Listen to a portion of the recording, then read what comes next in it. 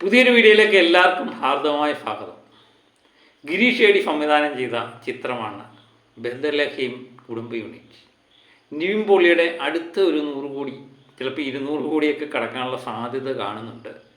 തീ പിടിച്ച ബുക്കിംഗ് ആണ് കാണുന്നത്. മണിക്കൂറിൽ 25,000 30,000 ടിക്കറ്റൊക്കെ മണിക്കൂറിൽ വിറ്റുമാറിക്കൊണ്ടിരിക്കുന്നുണ്ട്. പ്രത്യേകിച്ച് ശനിയാഴ്ച 1 കോടി കഴിഞ്ഞിരിക്കുന്നു പ്രീഫെയില് എന്നുള്ളതാണ് ഇപ്പോൾ നമുക്ക് കിട്ടുന്നത്.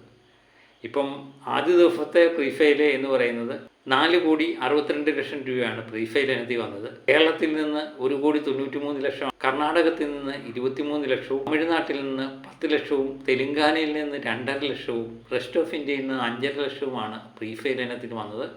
അങ്ങനെ ടോട്ടൽ ഇന്ത്യയിൽ നിന്ന് പ്രീഫെയിൽ ഇനത്തിൽ കിട്ടി 2,34,00,000 രൂപയാണ്. ഓർഫി കളക്ഷൻ എന്ന പ്രീഫെയില് എന്ന് പറയുന്നത് 2,28,00,000 രൂപയാണ്. അങ്ങനെ ടോട്ടൽ 4,62,00,000 രൂപ പ്രീഫെയിൽ ഇനത്തിൽ തന്നെ ആ ദിവസം കരസ്ഥമാക്കിയ ചിത്രം പമ്പൻ ബുക്കിംഗ് കാണിക്കുന്നുണ്ട്.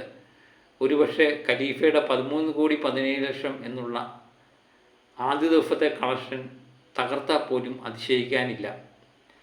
ആ രീതിയിലുള്ള ബുക്കിങ് 25,000 ടിക്കറ്റൊക്കെ മണിക്കൂറിൽ വിറ്റുമാറിക്കൊണ്ട് 3,00,000 മുകളിലുള്ള ടിക്കറ്റ് ഒരു ദിവസം കൊണ്ട് വിറ്റുമാറാനുള്ള സാധ്യതയുണ്ട്. ശനിയാഴ്ചയും ഇത് വമ്പൻ കളക്ഷൻ നേടും എന്നുള്ളത് ഏകദേശം ഉറപ്പാണ്. ഒരു കാര്യം ഉറപ്പിക്കാം, നിവിൻ പോളിയുടെ രണ്ടാമത്തെ 100 കോടി ചിത്രം എന്നുള്ള ലെവലിൽ തന്നെയാണ് ഈ ഓണം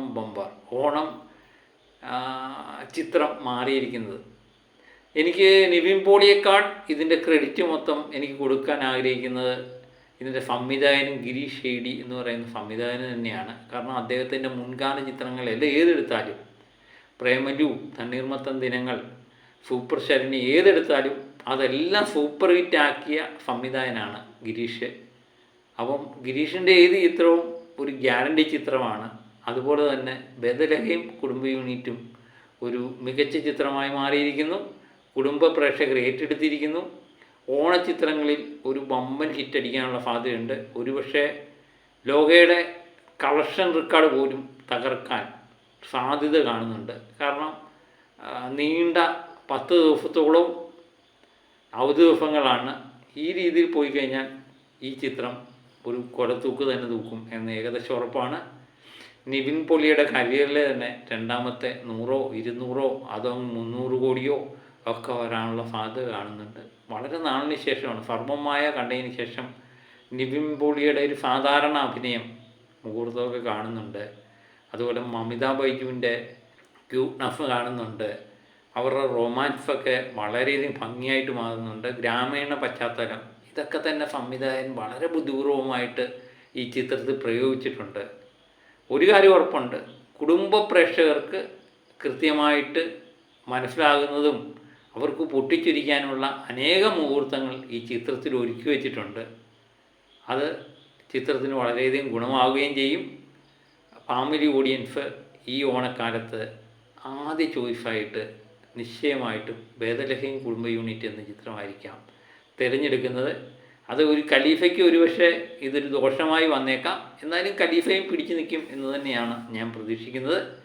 കാത്തിരിക്കാം ബെഥലഹേം കുടുംബ യൂണിറ്റ് എന്ന ചിത്രത്തിൻ്റെ വിശേഷങ്ങൾക്ക് വേണ്ടി.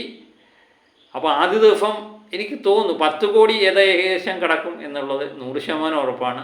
അത് എവിടെ ചെന്ന് നിൽക്കും എന്നുള്ളത് നമുക്ക് വരും മണിക്കൂറിൽ മാത്രമേ അറിയാൻ പറ്റൂ.